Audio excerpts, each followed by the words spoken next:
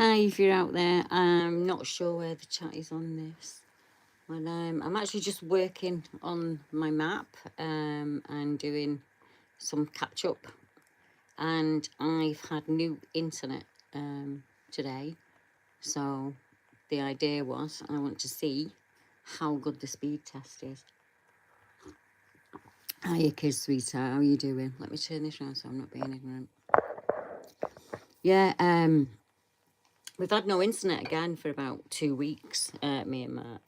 And we've consistently, since we moved in here, we've had shoddy internet. So in the living room, we would probably get around about 120. And in the bedroom, I'd get less than 30. So I couldn't live stream.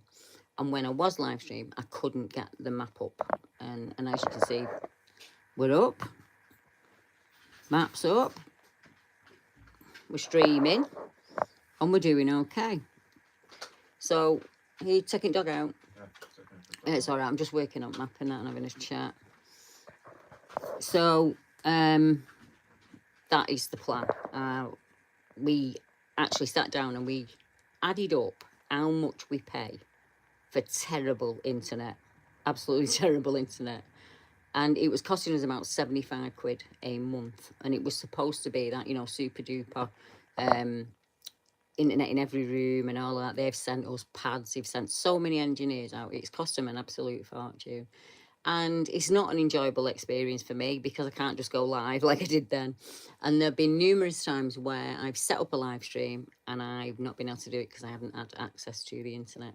And it's drove me crackers. So we decided it would cost us about 4 months internet with our supplier that we're in now. And you can actually get a private company to come in. And that's what we did today. We got a private company to come in, and we've gone from 128 up to 500.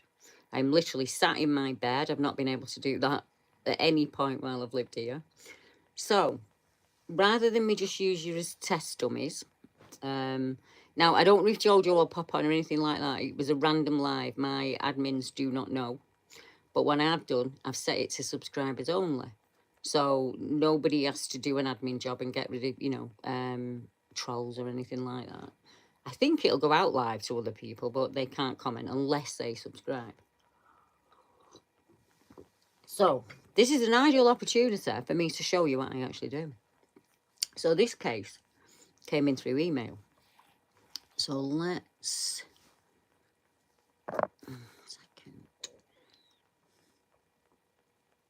I'm just trying to find the area so I can find it on my map. There we go. So we've got it there. So you see that P? Oh, no, let me change it around. See that big blue P there? That means that I haven't put that onto the map yet. And I'll show you what I mean.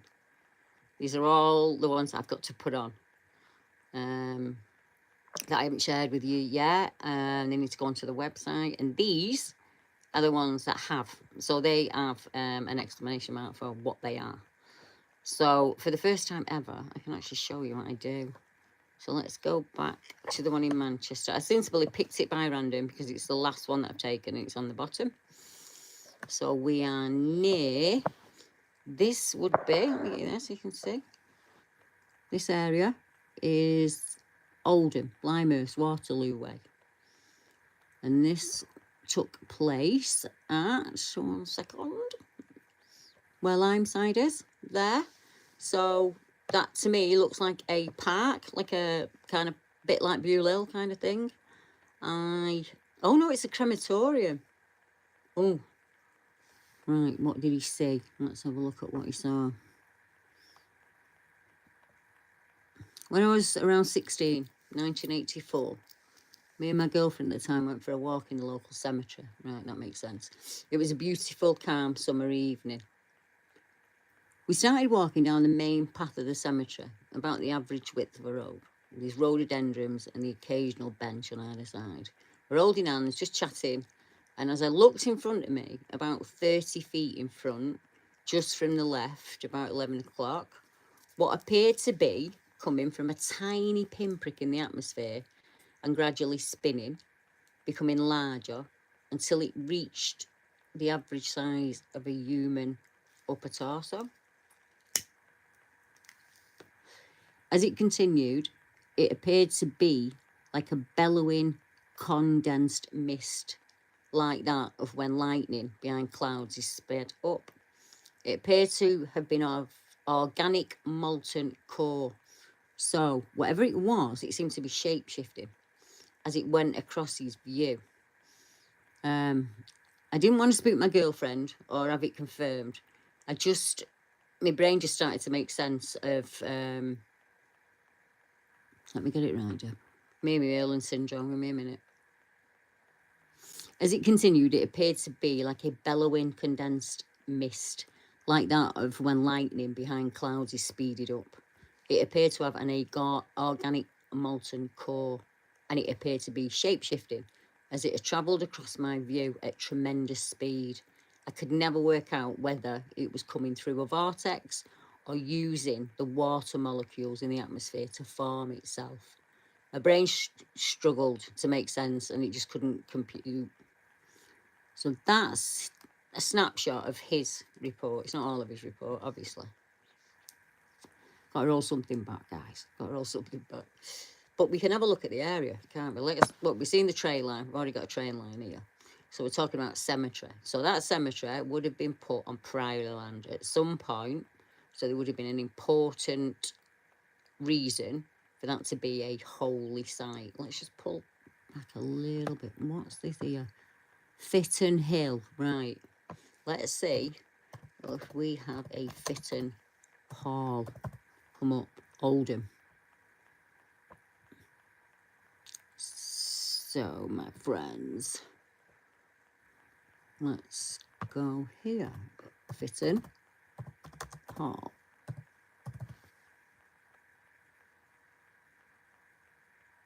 Ah, no, that one's in Northwich, Cheshire.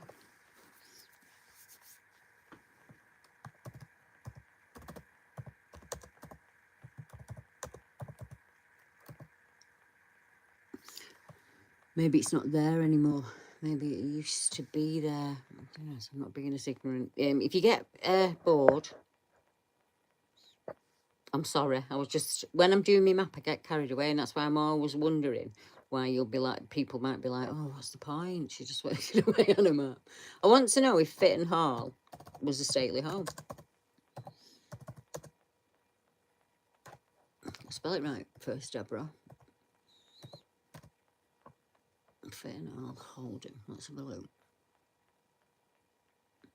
Fitton Hall is it's a large housing estate in the town of Oldham. Right, well, that's not a stately home. What was on that land before that?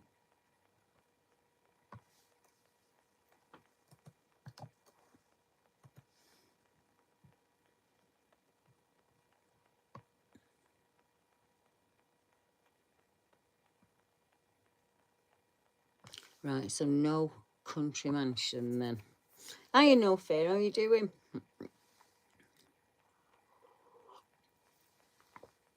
What time is it? 1926. Really quiet. Can you hear? I've got windows open and everything. So, are there any other reports? So we've got the haunted house at Church Street, Lees. This is the most haunted road in the village of Lees on Church Street.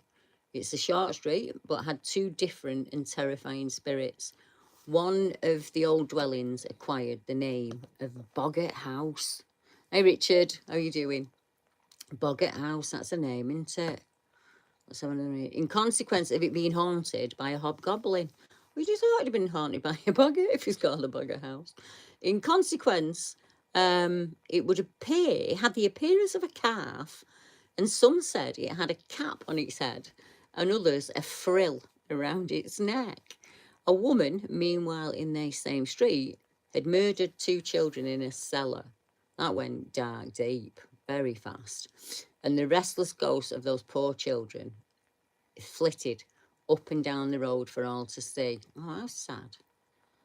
Right, let's have a look. Anything else in the area? Right. So we've got the boggart at Boggart's Hole Clough. Now, that took place many, many moons ago.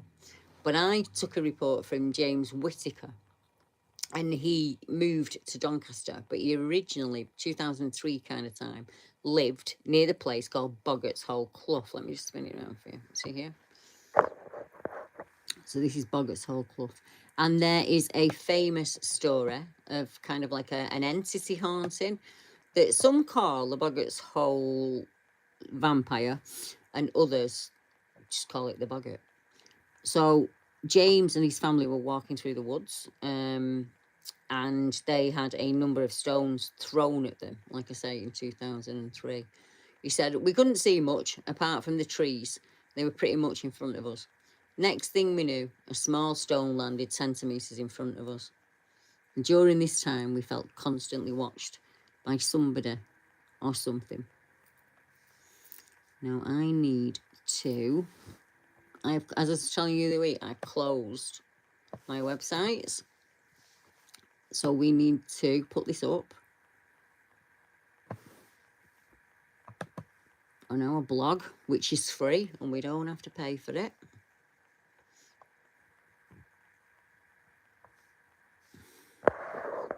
So you can see what I'm doing. I'll get pasted into there.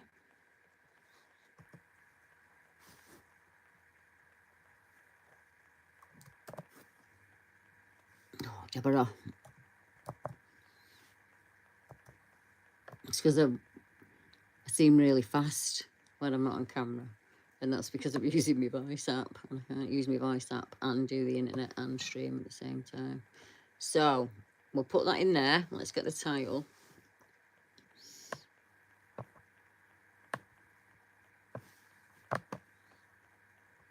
And then I know that I've documented that.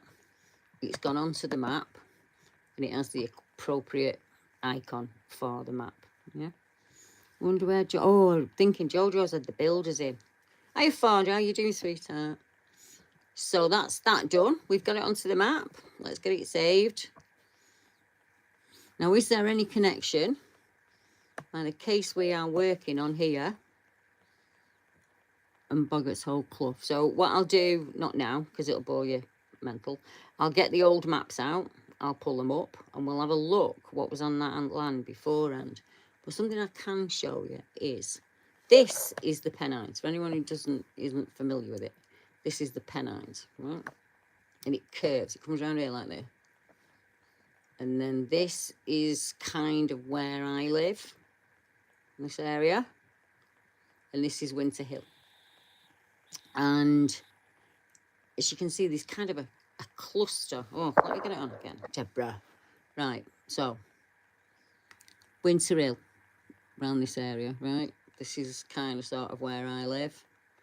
This is the Pennines, this big brown thing over here. This is, and there's a number of reports that come from Ashton-under-Lyne and work there. Well, hi, Bob, how you doing?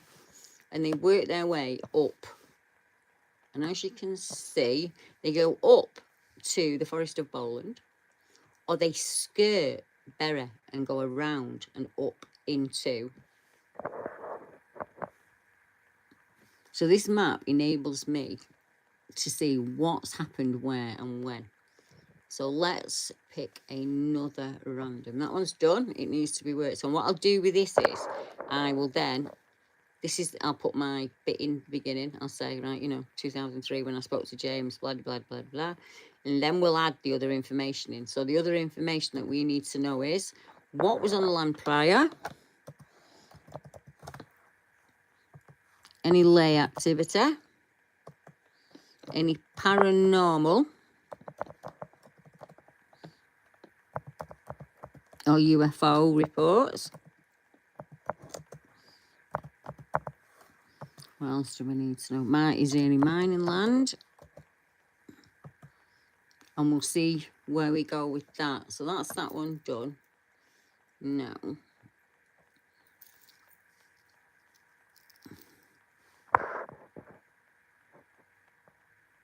hi, Urban. Hello, Dave. How are you doing? Hi, Michael. I mean, I'm in internet heaven because my internet's literally working for the first time ever. I have got my internet on, my phone is on, I'm comfortable in my bedroom, and I can put my map on screen. So we had new internet today. So I am basically, you're getting a free live stream off me, whether you like it or not.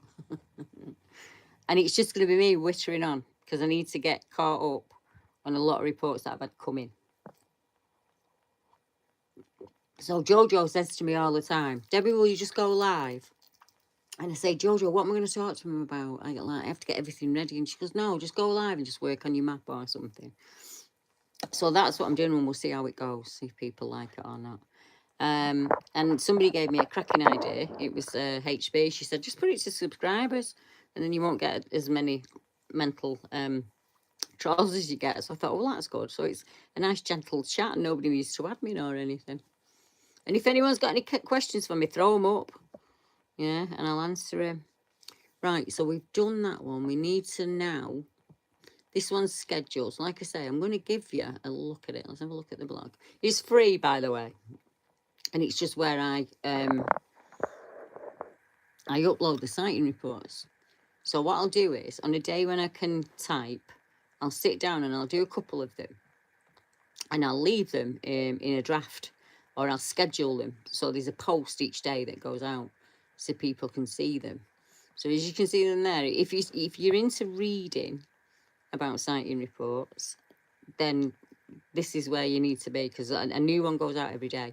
And all of my scripts, now when I make a script, what I mean is, before you go almost on it, my script is, I'll write bullet notes. So when I'm talking for that 50-minute that we have on a Saturday, and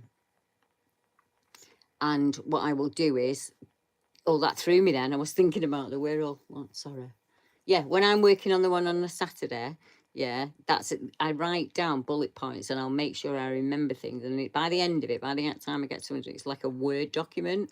So I normally put them out for free in a PDF. So all those are on this blog as well.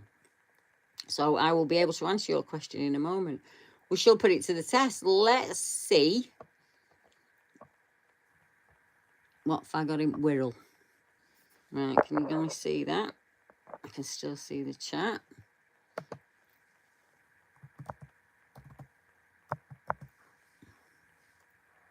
Right.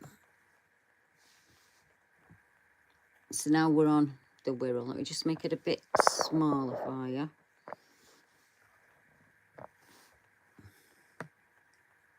So this green pin here is the Wirral.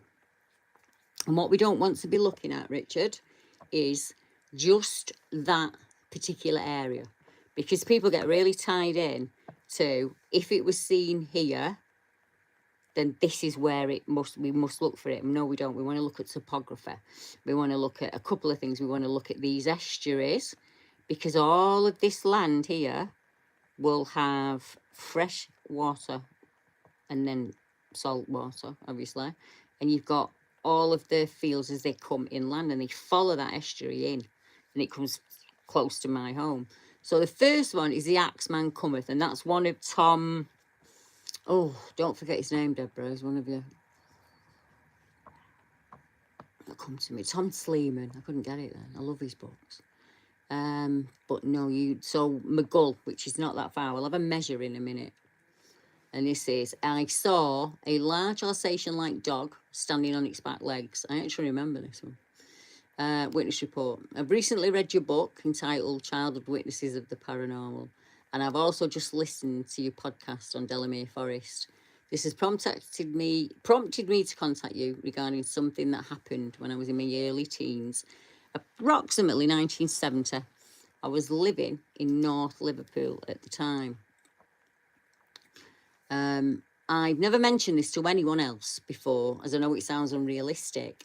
And I've always kind of brushed it off as one of those weird things that happens with no explanation. Until I read your book.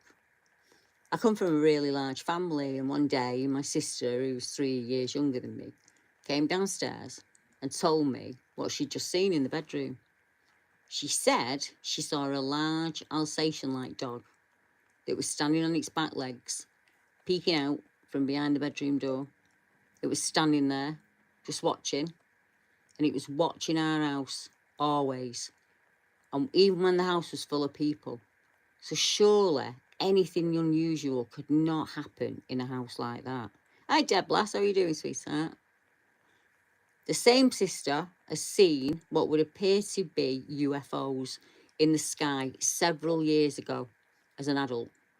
I have also had numerous anomalous experiences over the years, which I don't mention to anyone other than a close friend, e.g. lights in the sky, possible missing time events, unexplainable things happening in the night.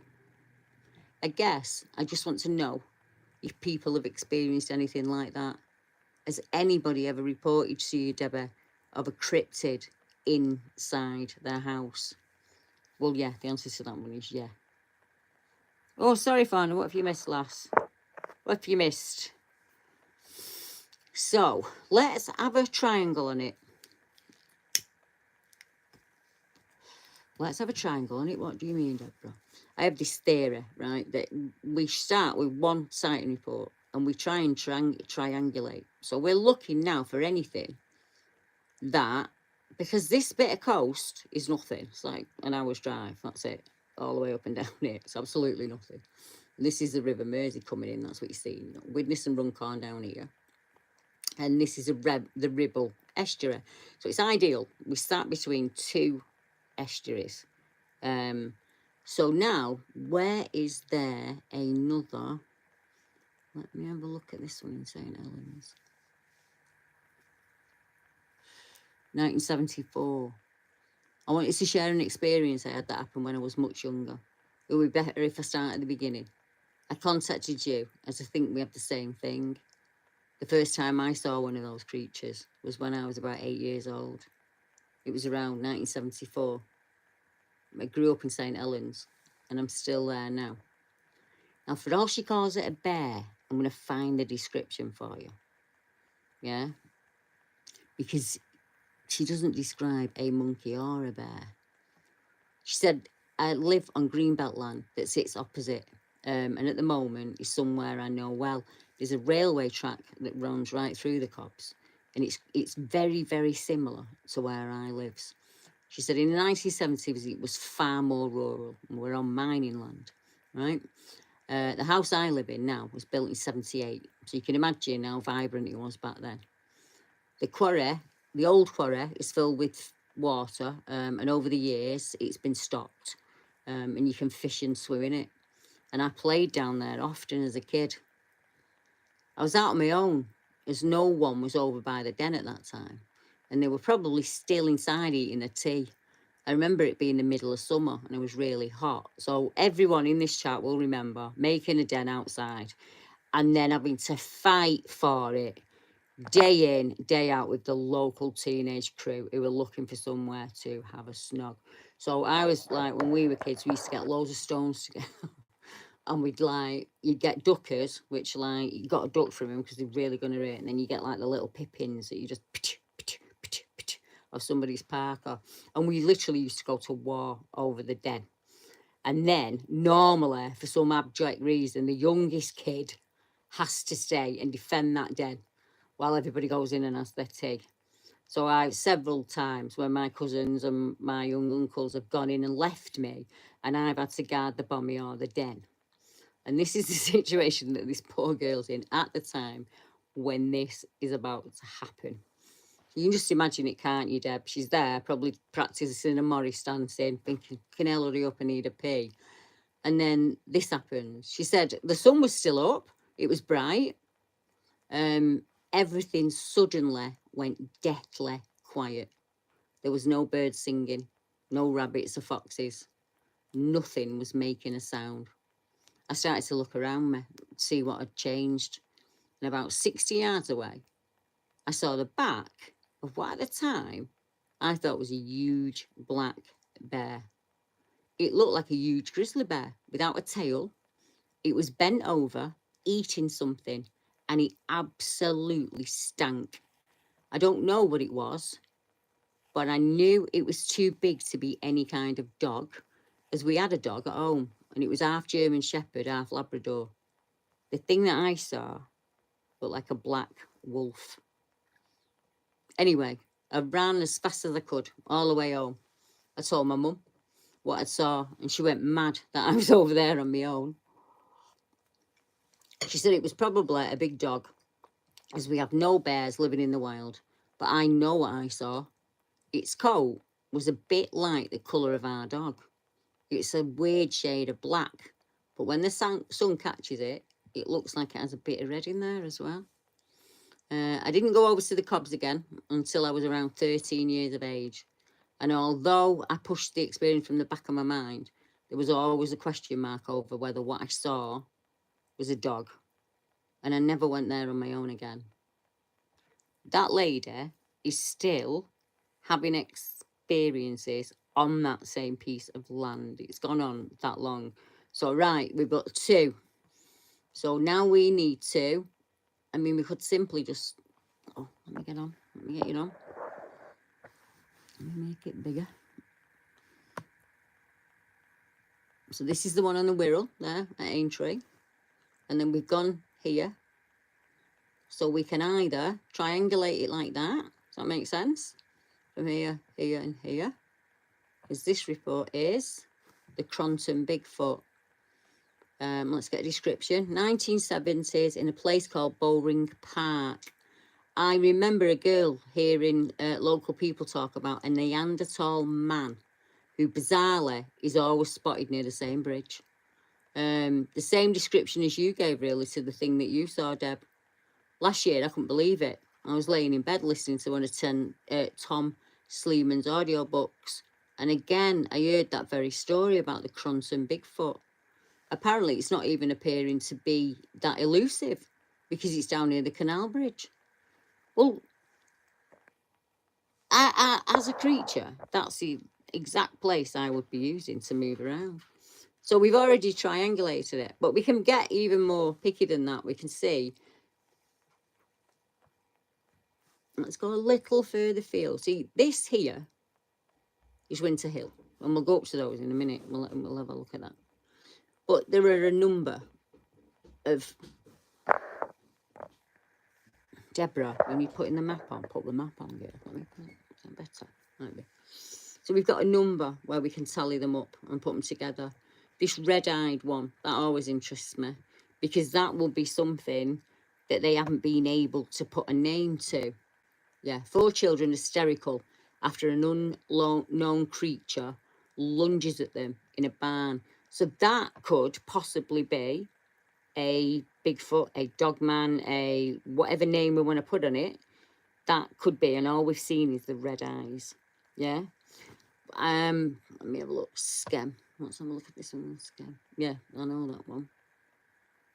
We've also got, what we should be looking for is not just sighting reports. So if you're of the rank that it's flesh and blood, what people are seeing, we need to be looking at seasonal patterns. And this says, Christmas time every year in England, they hear a strange vocalisation. It sounds like something out of Bram Stoker. So if it is flesh and blood, we should be getting the sound of running footprints, the sound of like screams or howls or, you know, the whole 9 yard kind of thing. We should be getting that. If it's paranormal, we should be getting reports of paranormal activity in that area or UFOs. And right next to that original Dogman report, there's a beam of black light that was reported in the 1990s. So, witness report. I was single at the time of this incident, Deb, living in an old cottage in Melling, which is situated between Maghull, Aintree and Kirkby. Oh, Kirkby, sorry. Maghull, Aintree and Kirkby.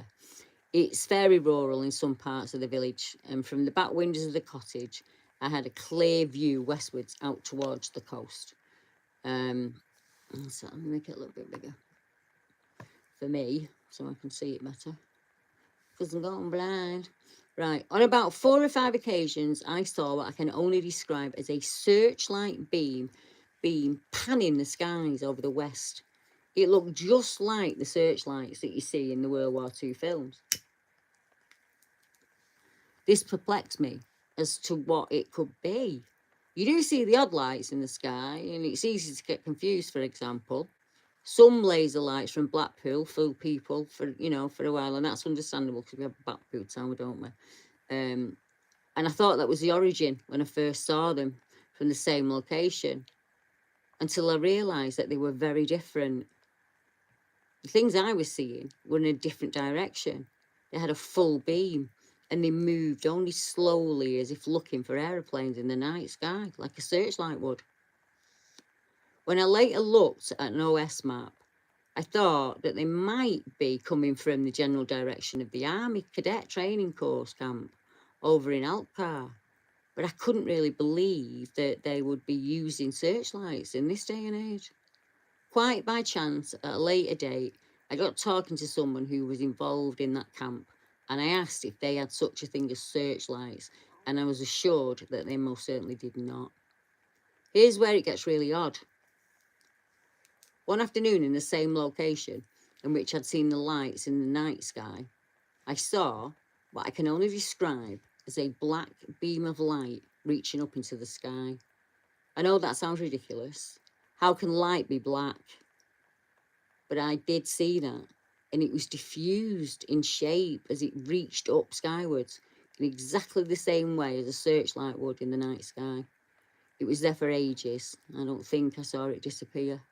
I just think I stopped watching it and went indoors.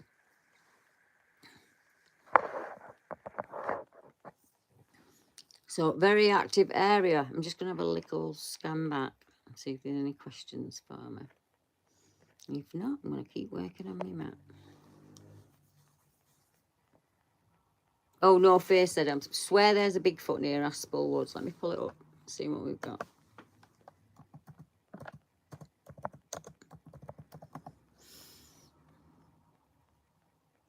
Is it on Woods Road?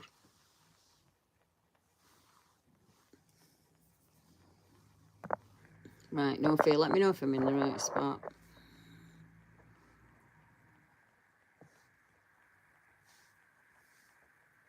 I didn't ask you to measure the spot. I was talking to somebody. God.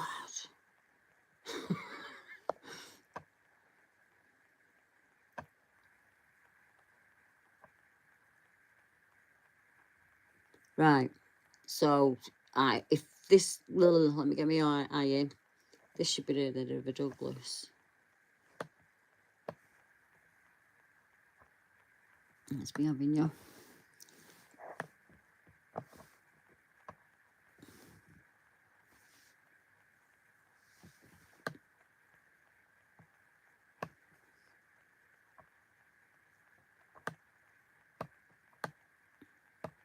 Trying to find out what this river's called.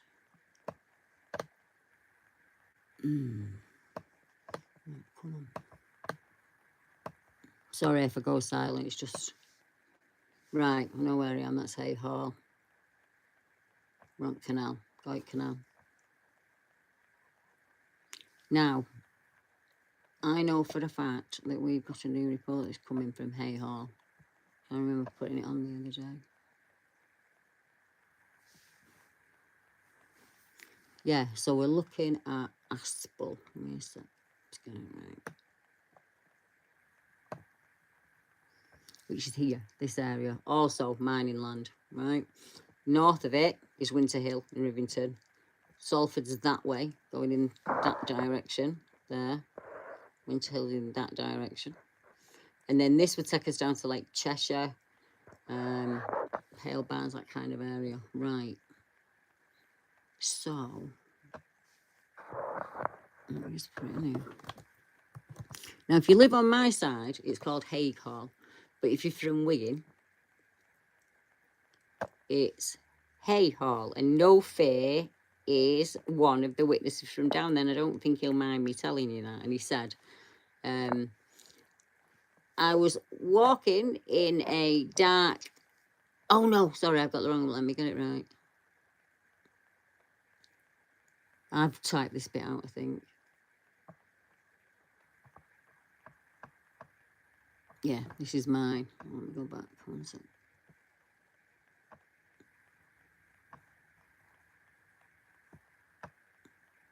There it is. Hi, Deb. I live in Aspel, next to the forest.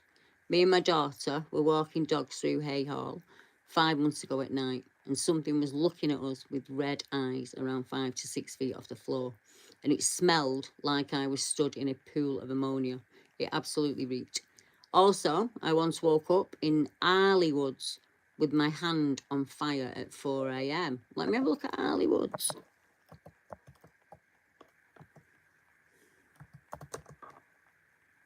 Where it's Arley Hall and Gardens, isn't it?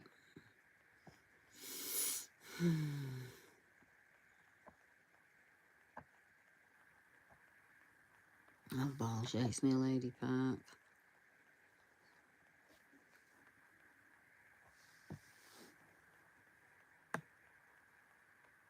Right, so two different areas, but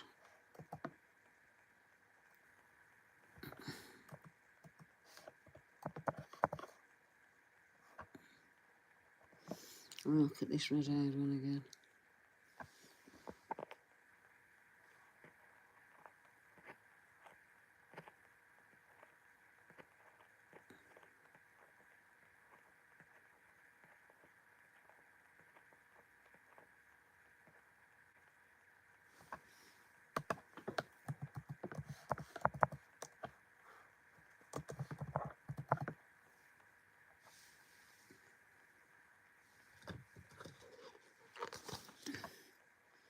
Oh, could go for a brew there and have a nosy round. There's a cafe. Right, so I found my water sources. Let's see what the next sighting report is and why I haven't got that Hay Hall one on.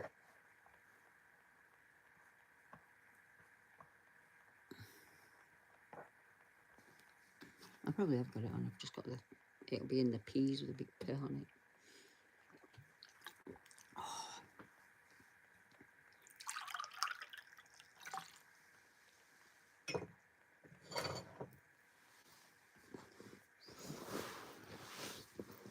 Oh, for crying out loud. Took the lid off my bottle and now I can't find it. I'd be useless without Mark, I really would. Right, let me have a look. Now, there should be one in here from Simon Clark around this area. Something. That's the Woochie. The Woochie is an area that's old coal slacks. And lots of people used to ride the bikes on there and all of that. Oh, we're chatting about New Zealand. My mum's always said it's the only place in the world she never made it to, and it's her only regret. Jeb, let me have a look if I've got anything from New Zealand.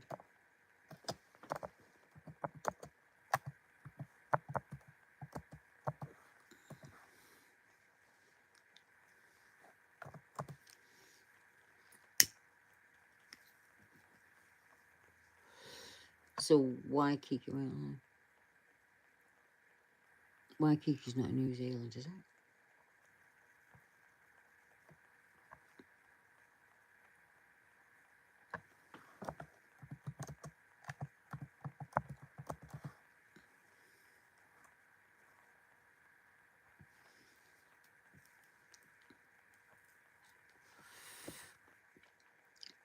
No, I don't have anything for the New Zealand area. But over the last month, I've been removing sightings from the map that aren't UK based. Because obviously my research now is far more UK based than ever before. So unless it's a report that I've personally taken in, it isn't on the map anymore. And the reason for that is there's so much data on the map that it wouldn't load on a phone.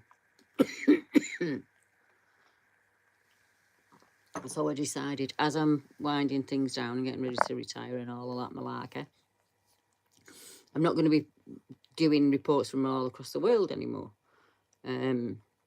So I thought, no, you know, cut the work out. I don't know if you can see there, but this map's had almost 500,000 views on it. And it used to be, I used to have every country in the world at every case I'd ever worked. And all manner of others. But it was kind of for me to work out what was happening where. And as I'm not doing that now, I'm just sticking to the UK stuff. Now I don't need them on the map anymore. And I'd much prefer the UK things to be on there so people can go and look at those areas if they feel like doing that. You know, and if they don't, that's fine as well.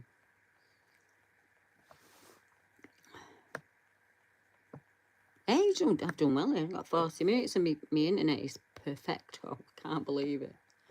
Do you know when you get a bargain and then you get annoyed at yourself because you paid the right price for like the last 3 years?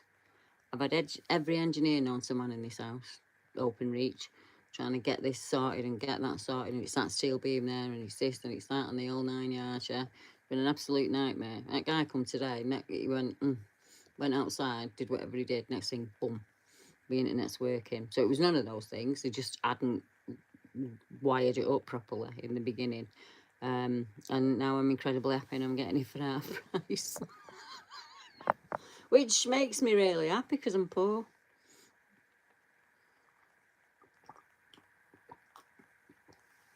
I got, hang on a minute, Deborah. I've got an interesting bit of a scoop about Yahweh. Let me get it up. So, you know, like every now and again I do work in the background for TV companies and stuff. I have some, I have some contacts in the TV world. And I also watch a program called Naked and Afraid. I absolutely love it. Let's see if I've uploaded it here. One sec. So, while they were filming in Australia, two of the contestants came across a really weird nest, which they presumed was the nest of a bird. But thinking about it, there was no, normally birds are pretty messy in the nest, and there was no like feathers or muck or any dust or anything like that that would have come. One sec.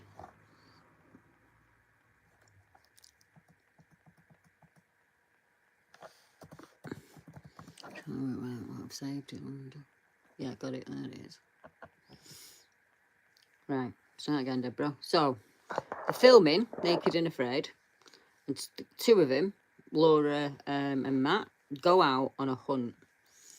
And while they are out, a discussion on a recent episode of one of my favourite shows, for its scorching temperatures by day, and the Sasquatch in South Sea made the word on the Laura and Matt returned on them not to share that find. The safety team member then described the nest as being that of a primate and that he'd seen them himself on one of the riverbanks. He also stated a number of scientists had been brought into the area to study them in the hopes of finding out what or who they are. He said sharing what they'd seen could have a negative effect on them, and it was best to leave that area alone. If you want to see the full episode, it's titled Naked and Afraid, Last Man Standing, Season 3, Episode 3, Scared and Snared. And what do you think? It's strange, doesn't look like a bird's nest to me, but I'm not an expert on the Australian outback. Let me know your thoughts in the comments. There's a nest. I mean, that's a huge nest. It's so dramatic. Well, that's bizarre. That's like creepy alien. It can't be an idiot. You're built a nest. It's walking on the ground. It mowed all this down right here. It's been doing it for years, it looks like. Wow. You haven't seen something like that either? Never. Some kind of bird. A regular bird would have a lot of feathers, I would imagine. Yeah, but it is massive. Like end of days bird. That bird could carry you away. A pterodactyl, for sure. Well, it has to be a thunderbird. Any luck? No luck. We saw the most gigantic nest, and Like- who knows? Like Arnia or something. Really? But it's a ground nest, and it's like 6 or almost 7 feet tall, of all stacked up grass. Like, is it a emu? It was a Whatever really it is, ambitious plucked the emu if it grass, was. plucked the grass from all in the front. they did that. brought They it up said there and was made no this nest smell. for In years. fact, it smelled nice. Unbelievably huge. Really? That's And it so has random. no feathers, no poop in it. It's clean. It doesn't smell like anything. It's weird. Like if it's a bird, you think it'd be a bird feather. Totally. Yeah. Huh. news of Laura and Matt's nest discovery has raised concerns, and the local Australian bushmen insist on speaking to their camp. Guys, What? that nest, don't say a word about it. Why? Because it's a primate. It's a primate. What? Yeah, don't say a word. Don't talk about it. Don't tell anyone. Didn't happen. Okay. Come on. We've seen similar nests before, further north, and we had scientists and they were all in agreement it was a primate's nest. I was there. It's a Bigfoot nest? Something like that. According to Australian folklore, the Yowie is an ape-like mythical creature and the Outback's version of Bigfoot. To indigenous tribes, the Yowie represents a powerful spirit, embodying both strength and danger, but should always be avoided, or harm may come to those who disrespect its presence. Have you ever seen one? It was on the fringe of the rainforest. That's weird. Like we went inside and sat in it. Yeah, that was a good idea. Yeah, It is climbed no good. in it. It's no good. So Oh, Jack. whatever built that, whoever built that, No, no good? well, not like us. But anyway, if we can just keep it in this little group because it can create waves Yeah. and a whole lot of heartache and pain for all associated, including yourself. What? All right, Roger. I'm a firm at. A little while later, some of the contestants are Yeah? down in the river. And How's that for an inside scoop? It's much longer. I was only allowed to get a snip of the dailies, but it's much longer. They were on a pig hunt. So obviously, they've been in the Naked and Afraid for at least 2 weeks at that point. And for anyone who doesn't know the show, you get dropped in an area and all you get is like a sackcloth bag and there'll probably be a knife in it or a fire starter or a pot. So by then they'll have lost the human smell. They've been sleeping next to a fire on the dirt in a boma. So that means that they probably smell a lot like a yowie smells. And I'm not saying that facetiously. They've then... What hunger is a great provider. It makes you go out earlier and earlier and earlier to try and catch something. And they're starving at this point. They go out hunting boar, and boar are smelly. You can smell them from a mile off. Yeah. So you've got those two combination of things going on. What they didn't show you in that clip was later on, after the nest had been found, 2 people were down near the river getting crayfish. And they heard somebody walking towards them through the bush. HB, and they thought that that person was a member of Naked and Afraid. It was another contestant who was coming out to meet them because it was walking on 2 legs. And as it got near to them and they shouted hi, it ran off. Whatever it was, ran off. So when they found the nest earlier in the day, being human beings as we are, they literally sat in it. They climbed up there and sat in it. And obviously, once that guy had said to him, look, that was the wrong thing to do. Forget about it. Don't tell anybody else about it. It's completely taboo. Yeah. And that is really unusual for a TV programme to wear anything like that.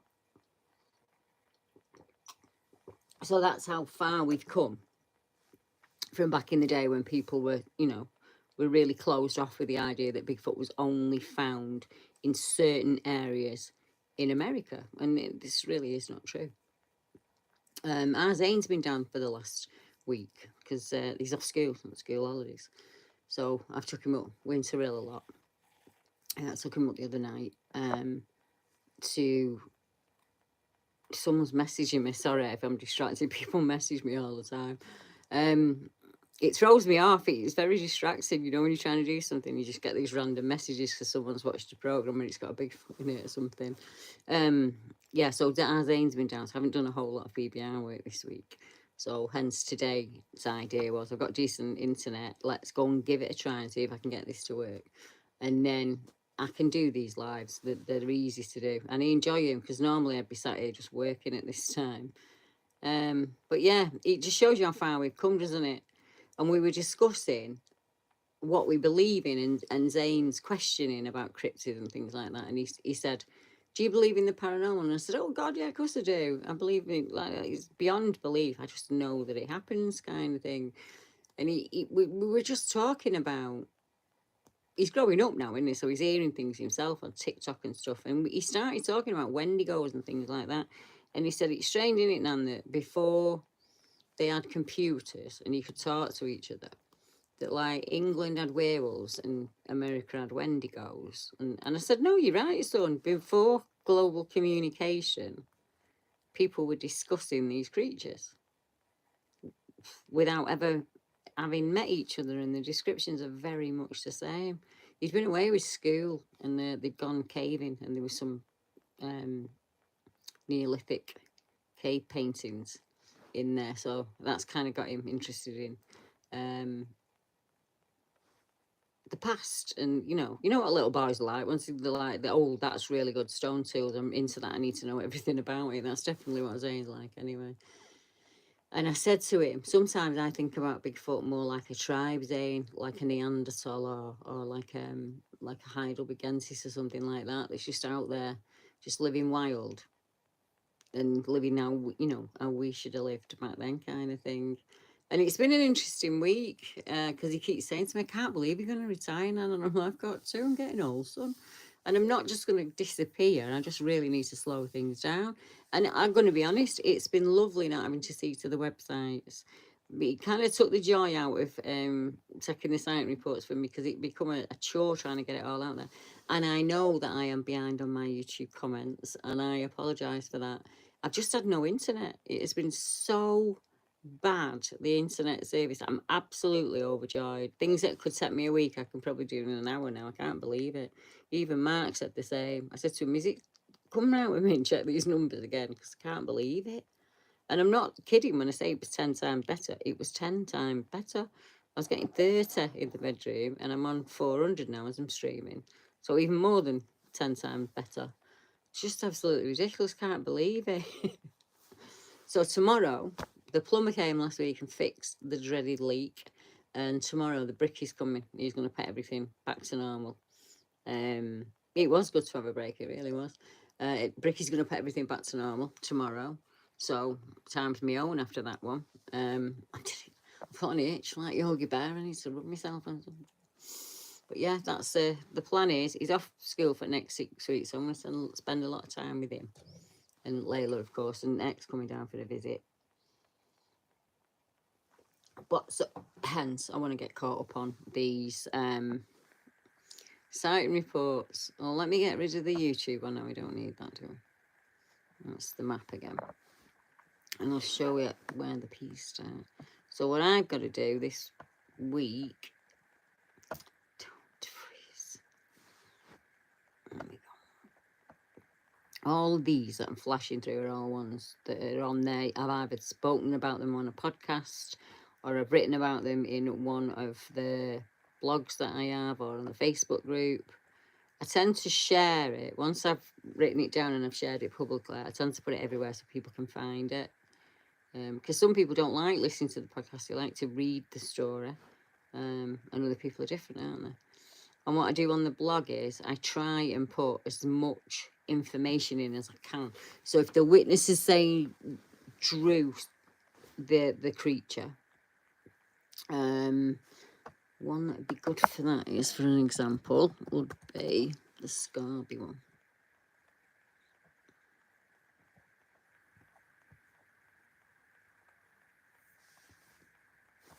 Let's go to that. Still got the old blog on it, so that's got to go.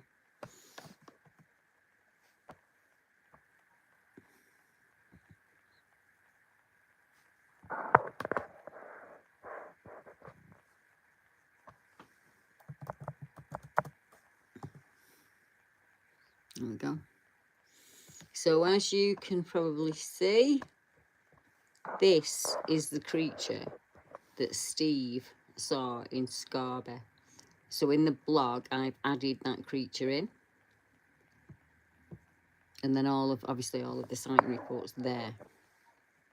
So we now need to... Should we put this one out now? Let's put this one out now for people. So let's, yeah, this is the image seen by Steve. What we want to do is we want to preview it. So let's have a preview and see what it's like. It's good to be able to show you the process. I will stick a link to this up for people, but if anyone's trying to find it, it's actually really, really easy. It's just UK Wildman blog because it's really old. I've had it a very long time. I had some decent websites that we were generating some money through them and all that, but it wasn't worth the work that I were having to put in. It just wasn't worth the work. Right, that looks feasible to me. It's all on there. It's looking good. It's got a title. Right, so there's clearly been an image there at one point. So,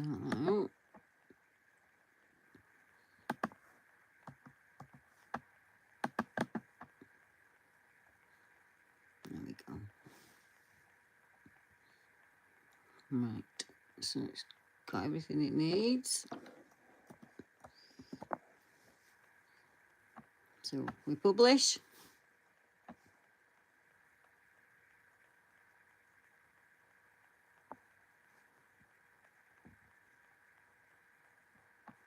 When we go to the blog, you should be able to see it there. Yeah, Scorby Wildman. And it's there. So if you're ever bored and you want to have a brew and something to read, hit this blog up. Because like I say, I try and do it as often as I can. Right, let me have a look. It is a good drawing, isn't it? Richard's just said it's a really good drawing. If the witness themselves can get a drawing together, it's fantastic. Because it lets you and I know, you know, what they saw that day to the best of their ability. Stable for this. I'm trying to find another one for you. There we go. Right. This is Polly's account. And Polly saw what she described as an upright wolf or a dogman. 1 second. And you can see his picture there. So she drew that herself. That one's not been published yet. I've not actually had a chance to put it out. So there's a lot of stuff that are going to go on this blog that you've not seen. So I can pull some up like that in a minute for you, Deb. One sec. I do a lot of image work with people because like I say, the one thing that's always frustrated me throughout time is never being able to get his face to a place where you would instantly know what I was talking about. So you wouldn't have to, you know, you wouldn't have to run. Let me get him up. I wouldn't have to say to you, oh, thick brow ridge, and it had this, and it had that, and it looked like this, because you're trying to paint a picture in your head, and that's bloody impossible for anyone to do.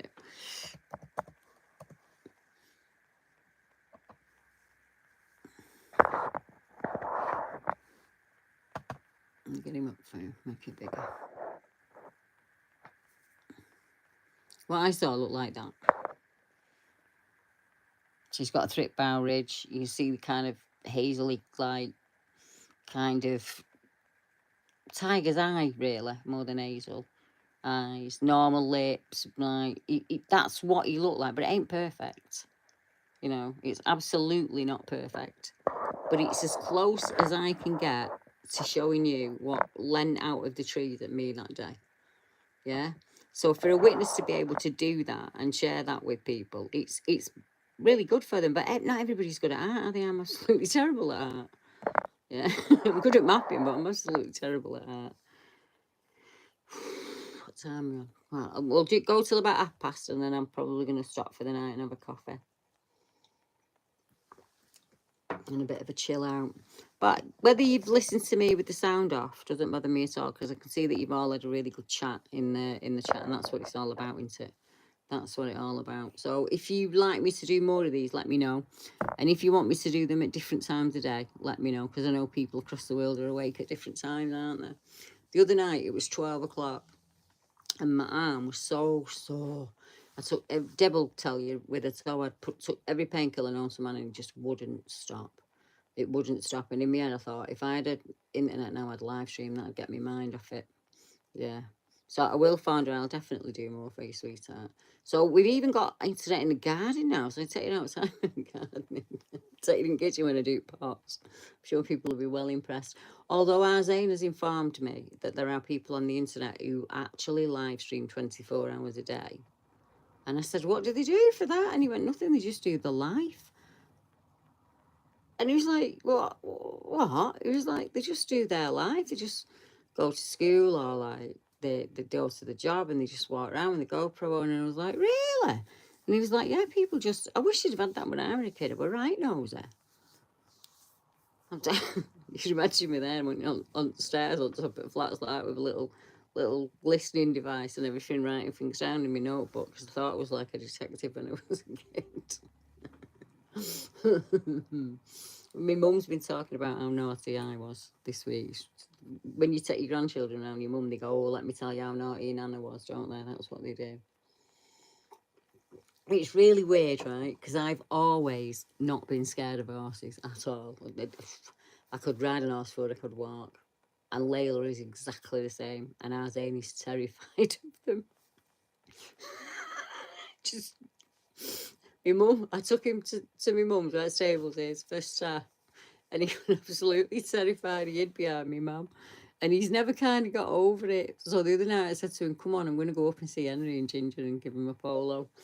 I said, are you brave enough to go in Wilders Wood? Because that was the place, the spooky wood on Winter Hill. And he was like, yeah, I'm dead brave. So I was like, come on then, we'll go. So we went up edge of sunset. So probably about this time-ish. And the plan being, by about 9 o'clock, the sun would be coming down. And it wasn't raining, but there was clouds were coming over the top. So we knew that weather was coming in, but not for a while. So we go up there and I've got polos and he'll come from 8 mile away. You open that packet of polos, his ears and that, and he comes over. So we're like giving him a polo and we're giving him a kiss and everything. And he's outside him and he says to him, do you want to give him a polo? He went, no, I don't. No, I don't. No, I don't. And I went, why? And he's like, oh no, he'll bite me. I was like, he won't bite you. He'll just use his lips to get it. And he's like, no, Nana, I'm not doing it. But then we take him to spooky woods and I'm not going in there. I'll wait for you guys here. And he's in there like, not bothered.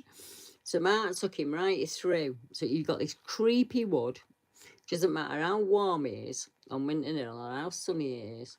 It's pitch black and it's freezing. And as you walk through it and come out the other side, it's magical. I don't know how to explain it because as you come through it, you're directly looking at the coast and there's the sunset behind it, and it's just amazing, absolutely amazing.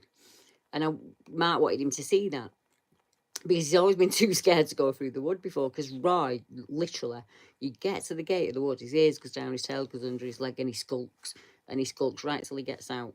But it's just like 2 minutes, and then the rest of the walk is amazing for him. He loves it. So that's what they were doing, and I'm sat there and thinking, it's getting a bit dark. Oh, come on, hurry up! It's getting a bit dark now. Come on, hurry up! It's like really, I was starting to get a bit. I don't want to be in here, sat on a log when it goes dark on my own and I can't see them. So I'm sat there and I can see this light bobbing. And I know that it's Mark's head torch, but I'm thinking, oh my God, how many people are going to phone me over the weekend and say, I was out on Winter Hill the other night and I seen this ghostly light bobbing through the trees.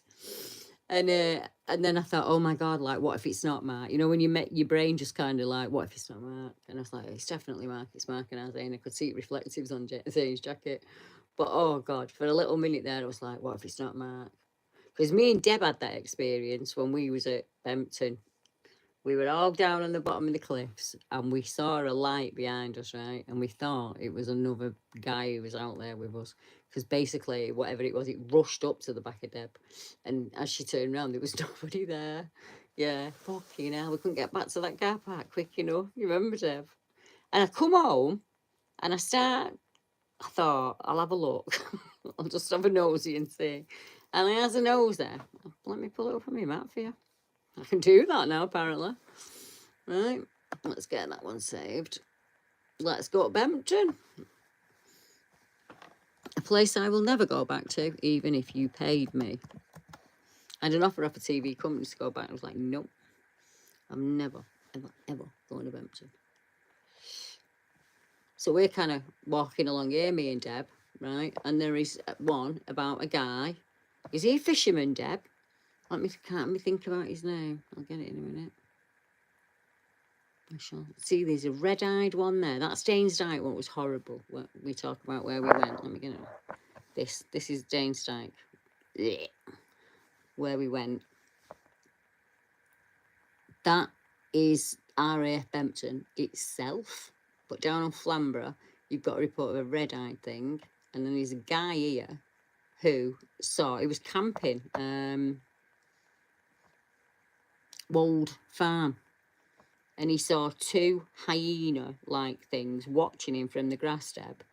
And he said they were moving between themselves exactly as Emma described what she saw on Bempton Cliffs, the same kind of thing, only there was three and she was there. But I found this story about, I can't think of his name.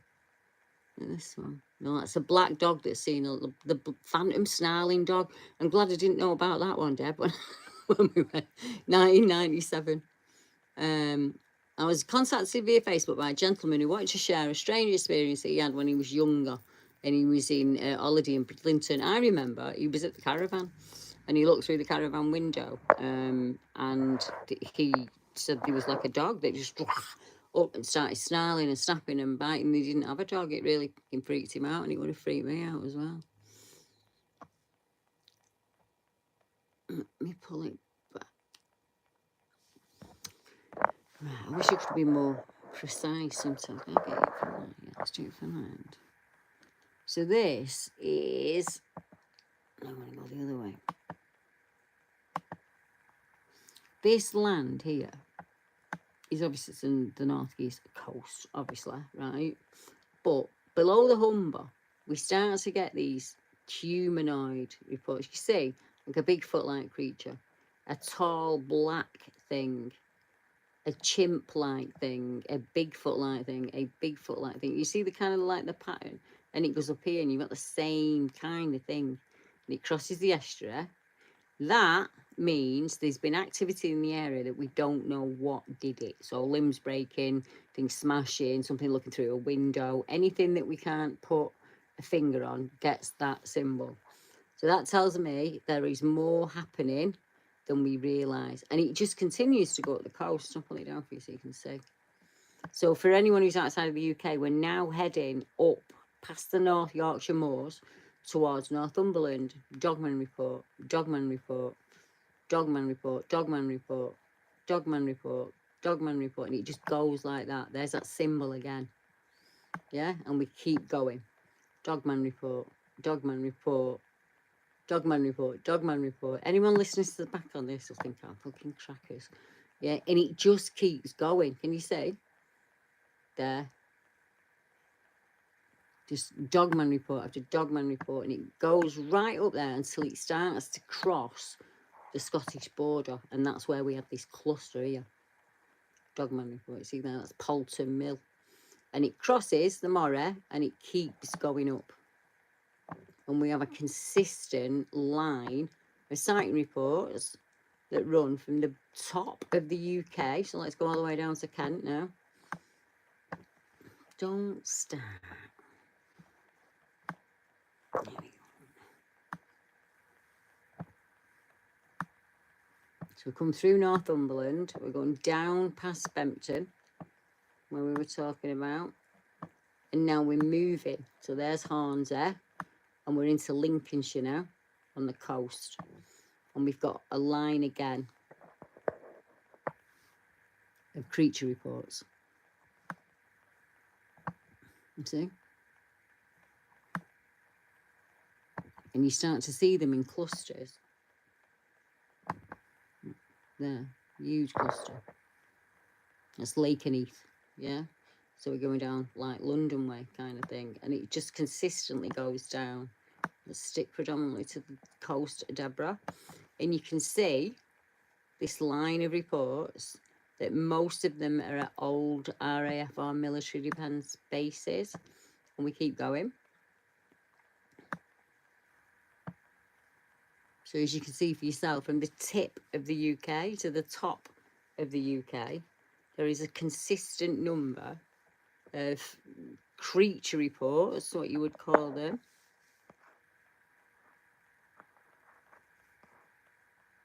Oh, Brig Bogman, let me get him up for you, Deb. It's Steve Dindale's report. He saw it in 1994, if I remember. I'll read it out for you one sec.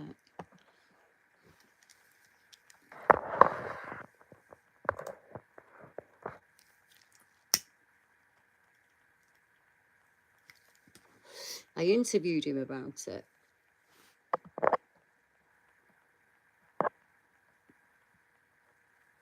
I'm going to have to get it on the blog.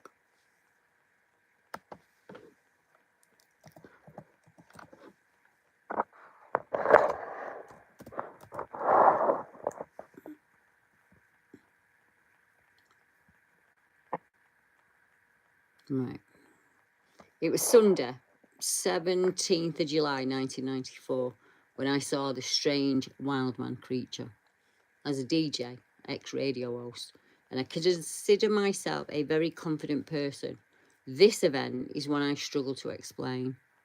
I was hosting a disco that night at Hibblestow Club, and I remember it was really a warm night. Now, he's not aware of the I can never get it right, Hibblestow creature report, where somebody else reported seeing a Bigfoot-like creature. This event is one I struggle to explain. Everything went as normal, and it was after packing up and leaving that things went strange. I drove to the B1207 road, as that was the direction of home. I made it just past the roundabout where the cement works sits, when I saw something move at the corner of my eye. It was a figure, and it was stooped in the road, examining something. Then I saw it walk out onto the road. It then crossed the road and went off into the field, and it was going left to right as it moved. My first thought was that there must have been somebody injured in an accident laying out in the road, and that's why this figure was stooping over looking. And then I saw it was covered in hair, matted, bedraggled hair. I couldn't see its legs as I stepped out onto the road. I wouldn't say it was hugely tall, more like 6.5 feet tall. What was huge was the bulk of its body. I describe its build as almost like a bodybuilder, and I am almost certain it was holding something in its right hand. I couldn't see completely what it was holding, but it had something there as it walked. When the figure was standing there in the ditch that runs along the fields, it kind of stepped down into that ditch and it was gone. Its face was shiny and hairless, and I would say it was almost had a gleam to it, but it wasn't human skin. The hair was matted and unkempt down its back, and it had like remnants within it, like grass and twigs and straw. I didn't see any ears, and the mouth on this creature was much lower than ours. I was just bewildered, almost terrified, trying to make sense of what I was seeing. That was it for me. I put my foot down. I drove home. I was still living with my parents at the time, and I just remember going home and going up to bed, and I just lay there revisiting it over and over. Let me get the area up for you. Oops,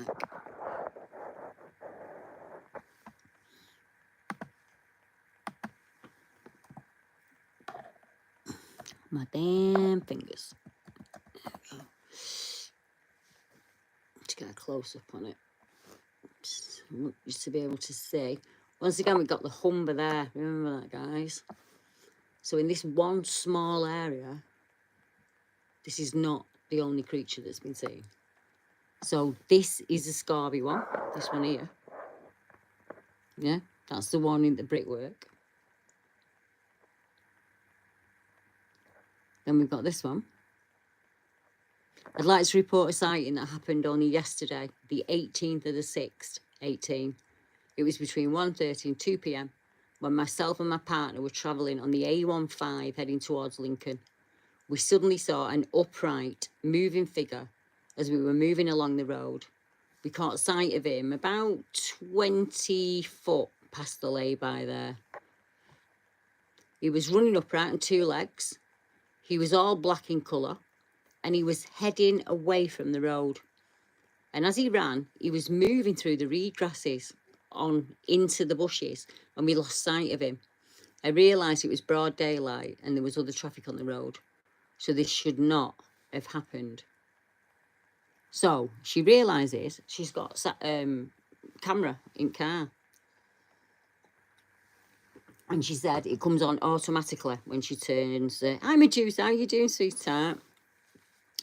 Hi, Sharon, I missed you there, sweetheart. Sorry about that. So she said that automatically that camera should have started recording. So they've got home, bit shaken up, looked at it, and it's recorded up to the moment and after the moment.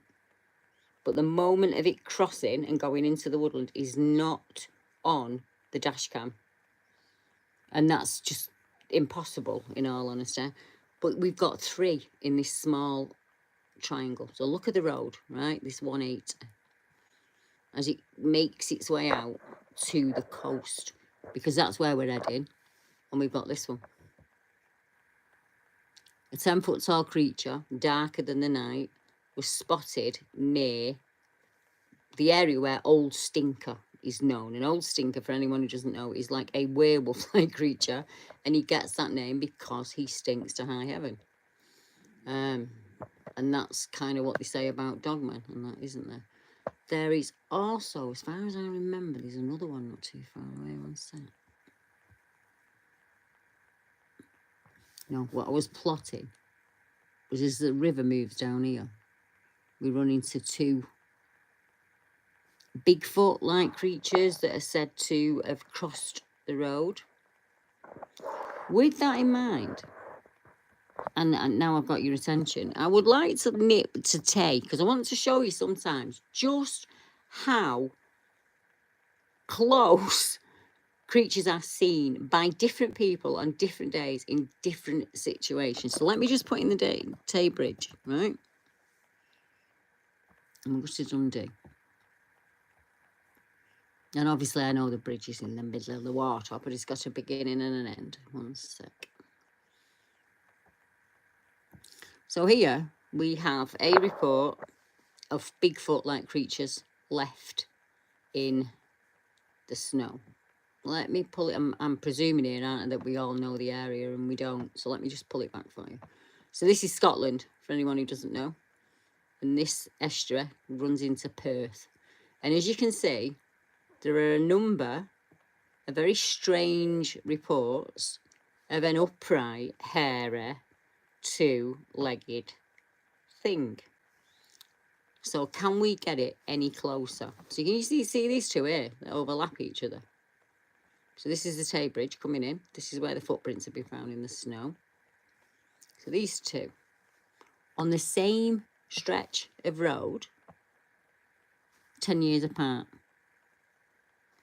1995, Mark Luke, who was 46 at the time, spoke about something in 2005 that happened to him in 95, right? So he's a carer, and he said that he spotted a tall, hairy, upright figure just off the Tay Road Bridge whilst travelling to Dundee to do his night shift. He said, from what I could read in the Courier, I had a really similar experience to this guy who's had his in 2005.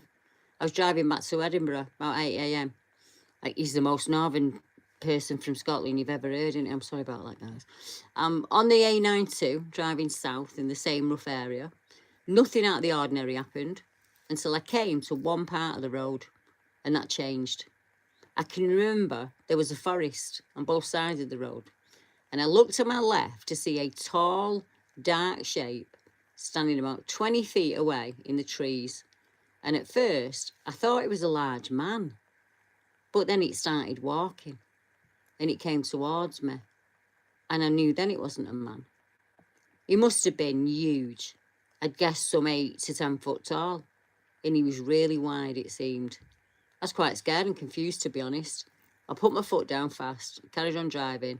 I wanted to just be away from it. I was doing about 60 miles an hour, and it was not going back to look. I could see his shape, but I couldn't make out any facial details. And he was near the roundabout when he had that sighting, which is this one, right? So he made the report because the Courier newspaper in 2005 shared this report of a gentleman on the same road heading to that roundabout, going in the opposite direction. So this guy is coming to work through this narrow bit where you've got this tiny forest, and then we're back into open fields. And this guy is also going to work, driving the opposite direction. And wouldn't you know it, in that only bit of greenery, this is his report. And it came, believe it or not, from Cliff Barrickman, who messaged me and said, we've had a report come in here, and I know you deal with the ones in the UK. Do you want it? And that was 2015, right? So they were in less than half a mile on the road apart. So, and it's called the 5 roads roundabout. So that's why it kind of, you've got to pass that, right, if you're going in that direction. Our witness was driving home from work, this time in the evening. He said, after navigating the 5 roads roundabout, I was driving home southbound on the A92 when my headlights picked out what I thought was a man standing by the left-hand side of the road. I could see his figure clearly. He stepped out in front of my car, and I naturally brought the car to a halt to avoid hitting him. I thought it was a person, but this person was huge and hairy, an ape-like creature, a thing. And it turned to look at my car as I approached it. Its eyes gave out a shine, which was very noticeable, and it crossed the road in about 3 large strides. I felt uneasy, but I brought the car to a stop, and I put the window down. I could hear something crunching away in the woods there, as if something was clearly moving through the forest. I had no torch with me to shine towards the sound, and there was just an unpleasant odour in the air. He said he doesn't even remember driving off. Hi, how are you doing? He doesn't remember driving off, getting home. Which is 2 men, 10 years apart, on the same stretch of road, see a hairy, upright figure. On the other side of the estuary, we have, I have to put you there for this one, this cluster. So the Tay Bridge is just here. I'll get it for you. Here. Across that estuary, and you've got a report there of a Bigfoot type creature. What year? Let's have a look.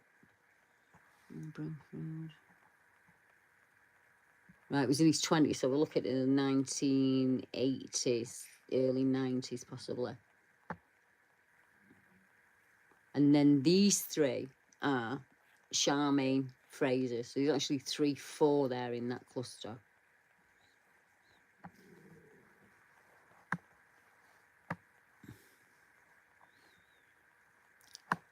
So on that side of the coast, we've got a number of sighting reports that all kind of congregate in one area. So for me, if that doesn't tell us that these creatures are sticking around in places for a really long time, you know, to be able to do that.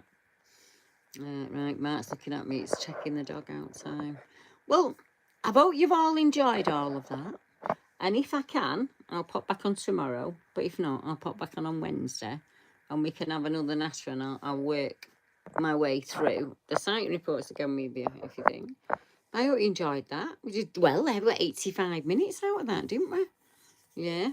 But yeah, we'll definitely be back so we can have a natter. I'll let Jo know next time so she knows and she can jump in and join us.